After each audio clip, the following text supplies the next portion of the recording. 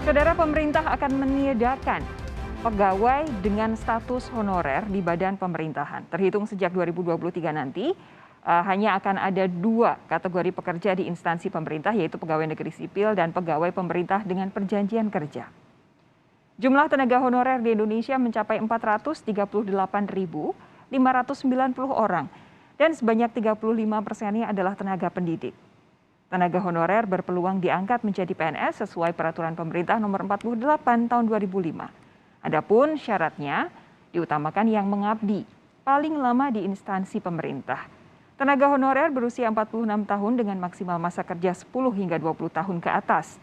Tenaga honorer berusia 40 tahun, masa kerja 5 hingga 10 tahun. Dan tenaga honorer usia 35 tahun, masa kerja 1 hingga 5 tahun. Selengkapnya terkait kejelasan nasib tenaga honorer tahun depan, kita akan bahas seusai tayangan yang berikut ini.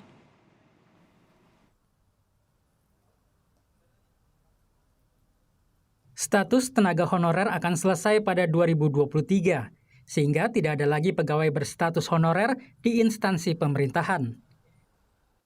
Menteri Pendayagunaan Aparatur Negara dan Reformasi Birokrasi Menpan RB Cahyokumolo menyebut, nantinya status pegawai pemerintah hanya ada dua, PNS dan pegawai pemerintah dengan perjanjian kerja atau P3K.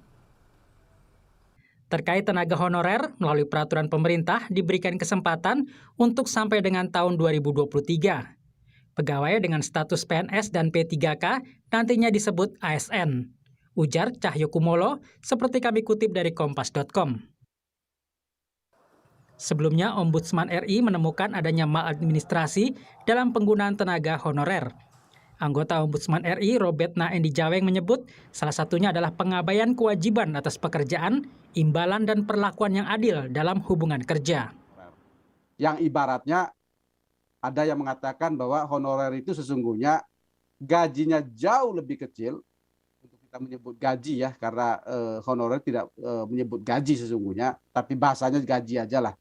Gajinya jauh lebih kecil dari ASN, tapi pada konteks tertentu pekerjaannya lebih banyak.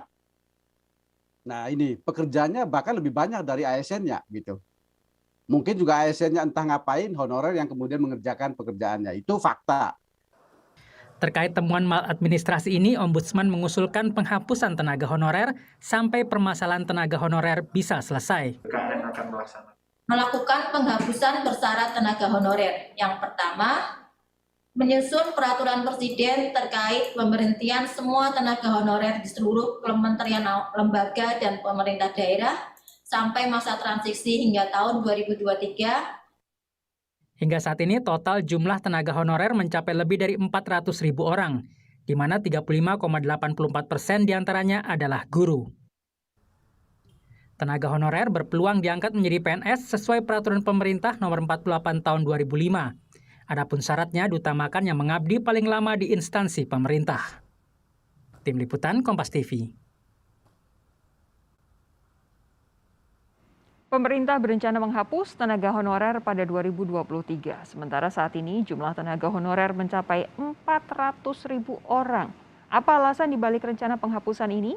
Apa ada solusi bagi para tenaga honorer? Kita bahas bersama Deputi SDM Aparatur Kementerian Pan-RB Alex Deni dan pengamat kebijakan publik Rian Nugroho. Pak Rian, selamat malam. Pak Alex, selamat malam. Selamat malam, Mbak. Selamat malam, Pak Alex. Saya ke Pak Alex lebih dulu ya. Pak Alex, jadi untuk penghapusan tenaga honorer ini dari instansi pemerintah, alasannya apa? Iya, Mbak. Ini kan sebetulnya bukan ujuk ya, Mbak. Penyelesaian honor sebetulnya sudah dimulai sejak tahun 2005. Ya. 2005 itu ada PP 48, Yogyakarta PP 4 2007. Itu sebetulnya pejabat pemerintah sudah dilarang mengangkat tenaga honorer. Ya, PPK sudah dilarang. Nah, pada waktu itu dilakukan pendataan. Lebih dari 900.000 tenaga honorer pada waktu itu didata dan kemudian dialihkan menjadi PNS tanpa seleksi. Dan hampir 860.000-an orang itu migrasi dari honorer menjadi PNS. Ada yang tersisa sekitar 60.000-an pada waktu itu. Dan kemudian dilakukan pendataan ulang. Nah, pada waktu dilakukan pendataan ulang itu jumlahnya membengkak hampir 11 kali lipat ya, kembali ke 600.000 pada waktu itu. Karena itu secara bertahap ini kemudian diselesaikan kembali Dan kalau kita tahu Undang-Undang ASN lahir tahun 2014 itu sudah mengatur bahwa ASN terdiri dari pegawai negeri sipil dan pegawai pemerintah dengan perjanjian kerja. Jadi memang honorer tidak dikenal di situ. Nah, kemudian ada PP turunannya, PP 49 2018 tentang manajemen P3K ini mengamanatkan bahwa pemerintah harus menyelesaikan tenaga honorer ini paling lama 5 tahun. Jadi masih diperkenankan bekerja sampai dengan tahun 2023. Jadi ini proses yang sudah panjang sekali. Jangan dilihat tinggal 2 tahun lagi, kemudian kita gerasak gerusuk. Enggak. Ini pemerintah sudah melakukan banyak sekali. Sudah lebih dari 1 juta tenaga honorer diangkat dari periode 2005 sampai dengan. Oke, nah nanti pada saat penghapusan status tenaga honorer ini, secara konkret bagaimana nasib sekitar 400.000 tenaga honorer yang saat ini masih ada, Pak Alex? Iya, kita memberikan kesempatan kepada tenaga honorer untuk ikut seleksi, ya, apakah itu PNS ataupun P3K sesuai kalau mereka memenuhi kriteria-kriteria. Dan kebetulan kalau kita punya tenaga pendidik, tenaga kesehatan, tenaga guru, itu kan pelayanan dasar yang memang masih kita butuhkan. Jadi bahkan Kemdikbudristek saja menyatakan kita masih butuh guru dalam jumlah yang besar. Jadi ini ada peluang untuk kawan-kawan tenaga honorer pendidik untuk ikut seleksi P3K guru begitu. Kesehatan juga begitu. Kita masih mengalami pandemi, kita masih butuh tenaga kesehatan. Karena itu kami berkoordinasi dengan 2 kementerian teknis tadi untuk mencoba melihat kemungkinan kawan-kawan ini diberi kesempatan untuk ikut seleksi di 2021 ini dan di 2022 nanti.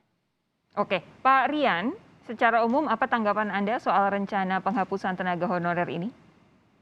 Pertama, saya sepakat dengan Pak Arief tadi menyampaikan ini kebijakan yang cukup lama disiapkan. Dan memang kalau kita ketahui keberadaan tenaga honorer ini bukan semata-mata diperlukan. Tetapi terjadi juga karena salah satunya loh ya. Karena ada kenakalan pada saat pemilu.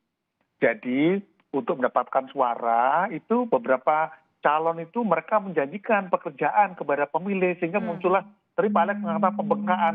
Betul itu. Jadi dengan demikian yang namanya kebijakan ketenagakerjaan SDM-nya ASN sekarang ini betul-betul ditata. Dan ini kita nggak boleh main-main lagi karena apabila terjadi quote-unquote pembengkakan lagi, nanti susah ngaturnya, auditnya sangat susah. Nah, sekarang akhirnya adalah bagaimana pelaksanaannya dilakukan dengan baik. Karena kebijakan publik itu yang penting juga bagaimana eksekusinya. Komunikasinya rapi dan itu saya kira sudah bagus. Tinggal nanti yang penting gini, kalau boleh izin, pemerintah mengajak beberapa stakeholders yang berkepentingan atau yang mempunyai keinginan membantu untuk ikut mengawasi. Jadi jangan takut. Jadi katakanlah pakar gitu ya. Siapa? Mungkin bukan saya juga apa. Pakar ikut membantu, memantau, memonitor, memberikan masukan. Jadi kayak apa ya? Kayak tim grupnya untuk apa memastikan semuanya baik. Jadi pemerintah nggak usah takut. Tapi pakar mengganggu. Enggak, kita punya pakar ini, kita pengen membantu kok. Jadi dengan demikian akan terjadi proses implementasi yang itu smooth. Dan ke depan jangan ada honor lagi, nanti bengkak lagi, nanti kita repot lagi. Betul. Gitu, Mbak. Betul. Tapi kalau kita lihat selama ini, salah satu hal yang dikeluhkan mengenai tenaga honorer ini adalah statusnya yang sebenarnya nggak jelas, tetapi kemudian beban kerjanya yang tinggi, masalahnya pendapatannya sangat rendah begitu. Apa yang bisa Anda lihat soal ini, Pak Rian? Oke, gini. Nomor satu, memang ada beberapa kasus ya, terutama ini yang guru-guru. Beberapa kasus yang saya teliti di daerah itu, memang ada jumlah guru yang dalam tanda petik itu dimainkan oleh kelembagaannya. Nah ini tidak mudah, nanti akan saya kira Menpan sangat tahu lah bagaimana merapikan, karena guru dengan kesehatan ini penting. Tetapi mohon izin, saya berikan contoh ya, tapi ada beberapa KL yang honornya banyak. Contohnya apa? Seperti mohon izin, Bapenas tuh banyak honornya itu. Lah kalau honornya banyak nanti stafnya kerjanya apa? Jangan-jangan stafnya kasih kerjaan kepada honorer saja. Kalau gitu ngapain gaji staf? Nah ini yang penting. Jadi dengan demikian saya sepakat. Yang namanya penghentian honorer, pelimpahannya betul-betul asimetrik. Asimetriknya apa? Yang memang betul-betul dinilai penting, pendidikan, kesehatan, ayo itu diutamakan. Tetapi yang lain-lain, ya janganlah. Dan ini kita perlu tegas. Dan menurut hemat saya sih, baku adalah bagaimana implementasinya ini betul-betul kena sasaran. Dan ingat ya, kebijakan publik yang baik itu menyelesaikan masalah tanpa masalah. Seperti slogannya Pegadaian gitu loh. Gitu Mbak. Baik, ini karena sepertiga dari tenaga honorer yang saat ini ada itu adalah guru, dan kita memang saat ini betul-betul butuh tambahan guru sebanyak-banyaknya. Nasibnya akan dijawab oleh Pak Alex Denny sesaat lagi. Anda tetap bersama kami di Sapa Indonesia Malam.